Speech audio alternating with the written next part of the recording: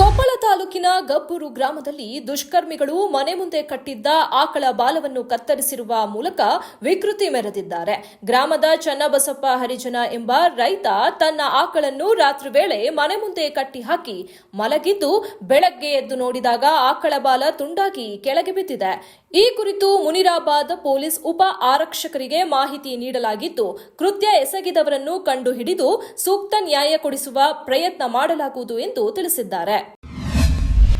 ದೇಶೀಯ ಷೇರು ಸೂಚ್ಯಂಕಗಳಾದ ಸೆನ್ಸೆಕ್ಸ್ ಮತ್ತು ನಿಫ್ಟಿ ಶುಕ್ರವಾರದ ಆರಂಭಿಕ ವಹಿವಾಟಿನಲ್ಲಿ ಸಾರ್ವಕಾಲಿಕ ದಾಖಲೆಯ ಮಟ್ಟ ತಲುಪಿವೆ. ಏಷ್ಯಾ ಮಾರುಕಟ್ಟೆಗಳಲ್ಲಿ ಧನಾತ್ಮಕ ಪ್ರವೃತ್ತಿ ಮತ್ತು ವಿದೇಶಿ ಬಂಡವಾಳ ಒಳಹರಿವು ಷೇರುಪೇಟೆ ಮೇಲೆ ಪರಿಣಾಮ ಬೀರಿದೆ. ವಿದ್ಯುತ್ ಕಡಿತಗೊಂಡ ಸಮಯದಲ್ಲಿ ವ್ಯಕ್ತಿಯೊಬ್ಬ ಮನೆಗೆ ನುಗ್ಗಿ 14 ವರ್ಷದ ಪ್ರಾಪ್ತೆ ಮೇಲೆ ಅತ್ಯಾಚಾರ ನಡೆಸಿ ಪರಾರಿಯಾಗಿರುವ ಘಟನೆ ಉತ್ತರ ಪ್ರದೇಶದ ಗಾಜಿಯಾಬಾದ್ನಲ್ಲಿ ನಡೆದಿದೆ. ಕರೆಂಟ್ ಇಲ್ಲದ ವೇಳೆ ನಡೆದ ಈ ಘನಘೋರ ಘಟನೆಯನ್ನು ಖಂಡಿಸಿ ಸ್ಥಳೀಯರು ಪ್ರತಿಭಟನೆ ನಡೆಸಿದ್ದಾರೆ ಎಂದು ಸಹಾಯಕ ಪೊಲೀಸ್ ಆಯುಕ್ತ ರಜನೀಶ್ ಕುಮಾರ್ ಉಪಾಧ್ಯಾಯ ತಿಳಿಸಿದ್ದಾರೆ. ನಗರದಲ್ಲಿನ ನಮ್ಮ ಮೆಟ್ರೋ ಸೇವೆಯಲ್ಲಿ 2 ದಿನ ಹಸಿರು ಮಾರ್ಗದಲ್ಲಿ ಸಂಚಾರ ವ್ಯತ್ಯಯವಾಗಲಿದೆ. ಸೆಪ್ಟೆಂಬರ್ 6 ಹಾಗೂ ಸೆಪ್ಟೆಂಬರ್ 11ರಂದು 2 ದಿನಗಳ ಕಾಲ ನಮ್ಮ ಮೆಟ್ರೋ ಹಸಿರು ಮಾರ್ಗದಲ್ಲಿ ಸಂಚಾರವನ್ನು ಸ್ಥಗಿತಗೊಳಿಸಲಾಗುತ್ತಿದೆ.